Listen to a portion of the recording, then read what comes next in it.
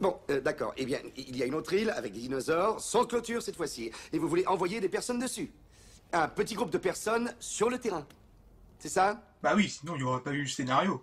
Alors vous êtes passé de capitaliste à naturaliste en 4 ans?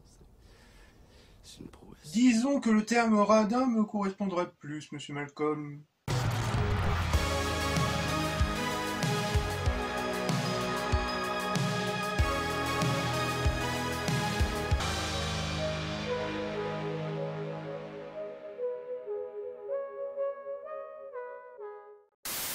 Bonsoir à tous et soyez bienvenus pour cette nouvelle review qui va être consacrée au Monde Perdu, écrit par Michael Crichton.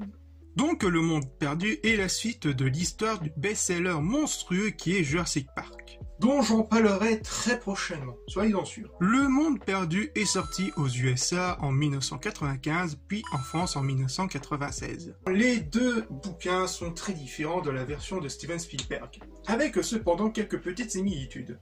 Pour résumer l'histoire du livre, il y a pas mal de temps, des étranges créatures sont apparues mortes, échouées sur certaines plages du Costa Rica, et qui propageraient une mystérieuse maladie. Un jeune riche paléontologue, Richard Levin, qui croit dur comme fer à un monde perdu abandonné par InGen. Après son enquête, il découvre l'emplacement du site B.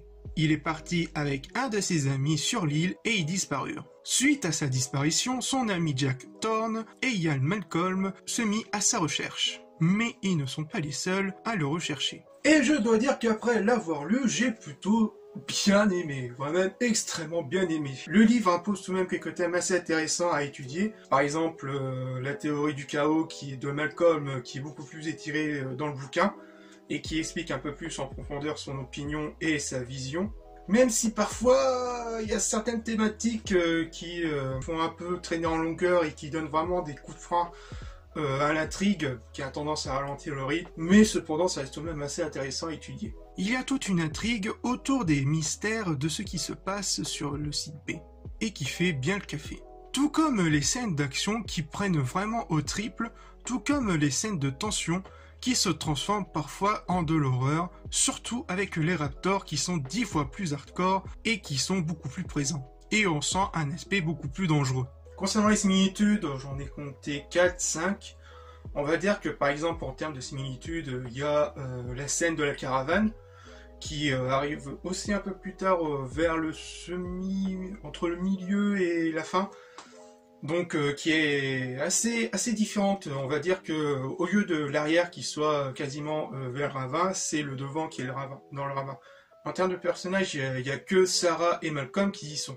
Autre exemple, la mort d'Eddie dans le film, et comment dire disons que la mort de Eddie dans le bouquin, c'est... Vous voyez la fameuse scène avec les deux tyrannosaures qui le bouffent.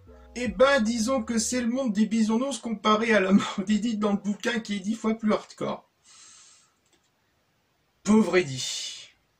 Concernant les méchants, ils sont limités qu'à 3 personnes qui travaillent pour la concurrence de InGen, à savoir Biosyn, et qui auront pour mission de récupérer des œufs de chaque espèce. Et croyez-moi que la puissance du karma sera très punitive envers eux. Et je tiens à préciser que toute l'action se déroule dans l'île, contrairement au film où il y a la dernière partie qui se déroule à San Diego. Donc ne vous attendez pas à cette fameuse fin dans le bouquin, on est plus concentré sur la survie dans l'île.